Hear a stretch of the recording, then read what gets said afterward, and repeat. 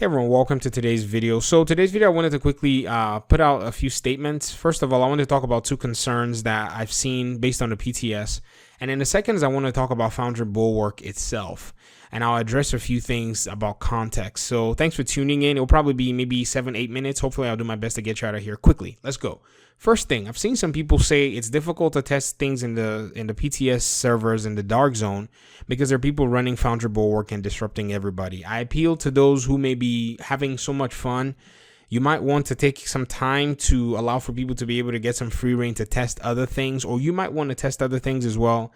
Because if you do not test them and they make their way into the dark zone, they might be broken and busted by the time they nerf Foundry Bulwark, and Foundry Bulwark cannot counter those things. So, it's just an appeal. You can't tell people what to do. They'll probably still do whatever it is they want to do. There are probably people who have builds that are probably more busted than Foundry Bulwark now that will not say anything and wait till the patch rolls in, and then it's like, muhahaha, I'm going to eat everybody in the dark zone. It's PvP. Learning the advantage to win is basically what the PvP in the division is about. Division 2 as well. Anyways, that's the first thing I wanted to address. The second thing I wanted to address is a lot of people have entered into the realm of name calling towards me for showing builds that are strong in the PTS. Ladies and gentlemen, this is the tradition of the PTS. If you're new in the Division community or in the Division 2 community, when we get into the PTS servers, we show things that are strong, very strong, and in some cases, if we find them, broken. It's what we do. If we're showing a build that you're probably using, or if we're showing a build that is close to home for you and you're hoping they're not going to nerf it, deal with it.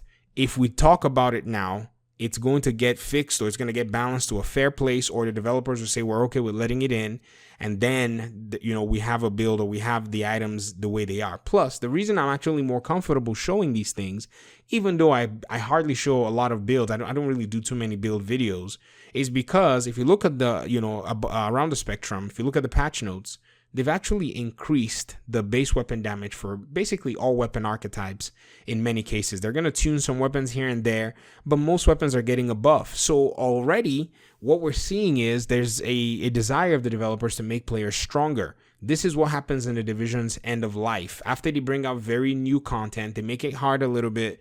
And then as the game starts to, maybe in the end of life of the content, or maybe even the end of life of the game, who knows, things start to kind of even out a little bit. And that's basically my appeal. And then we move back to Foundry Bulwark in this conversation, which is what I wanted to talk about. It will tie into everything I've started with, is that I know Foundry Bulwark may seem like it's really busted right now. I know that, a lot of the builds seem like they're really strong. They're really tuned. But I think that should be a larger symptom or a larger clue of what we might see during this raid. This raid that is coming might be a raid that requires a build that is as good as Foundry Bulwark. And the problem is in PvP itself, Foundry Bulwark has no place there the way it's actually designed. But we don't have the raid in the public test server to be able to test anything. Plus, if you even go into a legendary mission with your Foundry Bulwark, if the enemy NPCs focus you, you will melt. Sure, you'll be able to do some really good maneuvering, if you're a tank and you're doing that. But we've been able to go to the point where we play legendaries now. Many teams can play legendaries without tanks, or you just need one tank to just kind of maybe, disturb the boss. But largely, you can play without a tank. But who's to say that in the next raid, it's not going to be something where it will be criminally important to a point. When I say criminally, I mean very critical. I should say critically. Or it will be criminal if somebody doesn't have something like Foundry Bulwark. So I think when we give opinions about something being too strong, it's all subjective, because we don't have the main basis that will probably, require for these builds to be used. So I know we have disagreements, and I know we have different opinions and different ideologies on how we see a lot of the things in this game. But this PTS, to me, is a little half-baked, because as good as a thing it is, it's only good to a certain extent. And I'm not saying the developers need to put the raid on the PTS. No, please. For those who are very competitive, who want to beat it first, I know they're probably tossing and turning in their beds right now. It's not going to be fair for everybody, for some people to be able to get the mechanics first. But at the same time, how do we know what all is going to go on? So I think what this PTS basically would do is the developers would probably and most likely be testing and looking at these things from their end as we're looking at them. So as we point out a build and say, hey, this build looks too strong. They probably need to take that build, wrap it up, go put it into raid testing, and kind of see how that build interacts with the raid, and then make balances for PvE. PvP, on the other hand, it probably will be deactivating, changing, or even tweaking the use of some builds. Now, I've said before, the Foundry Bulwark can be, tuned for PvP without a problem.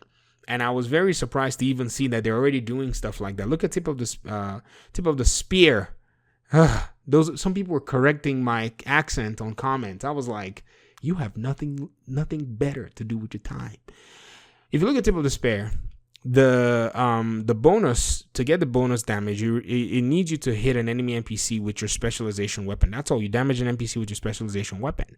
Well, in PvP, all you have to do is damage an enemy with a grenade when you're in the dark zone or when you're in a PvP context to be able to get that buff. That is a change because they said no specialization weapons in the dark zone whatsoever. No. I think they can make an exception with the Foundry Bulwark gear set to make a PvP iteration of it when you're actually in the setting of of the dark zone. It might deactivate some things, but I don't run Tip of Despair in the dark zone. I don't do that. So, it's one of those things where there needs to be these changes that are being made left and right, and you see that it will be successful if you actually balance PvP and PvE separately. You can even take it to the 4 pieces of, the gear sets, or even some of the talents and the way that they interact. Some people have even drastically proposed even deactivating backpack and chest piece talents in PvP.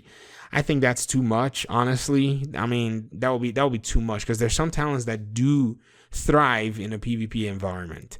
But these are the things that I wanted to say. Thank you very much for your time and audience. Sorry I'm a little bit blunt tonight. It's almost midnight and I'm a little cranky. And I was reading these comments. Instead of seeing comments, providing ideas and providing potential and solutions, I saw some of those. So I appreciate you guys. But I then saw some other comments that were like, this is really uncalled for. Where is this coming from? So I know everyone's edgy and, situations are where they are.